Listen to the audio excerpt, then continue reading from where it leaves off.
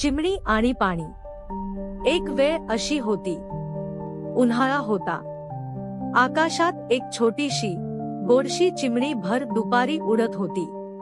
ती खूपच कली होती आणि हो, ती खूप तहानलेली होती।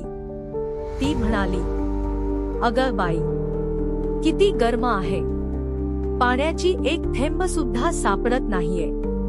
तेवढ्यात तिला खाली एक माठ दिसला। ती लगेच खाली आली आणि भांड्याच्या कडेला बसली। पण काय गंमत, त्या माठात पाणी तर होतं, पण खूप खाली। ती पोहोचू शकत नव्हती। थोडंसं दुःखी होऊन ती म्हणाली, "इतकं जवळ असूनही मी पाणी पिऊ शकत नाही का?" आणि तेव्हाच तिच्या डोक्यात एक युक्ती आली। ती आजूबाजूला पाहायला लागली। छोटे छोटे दगड गोळा करायला लागली।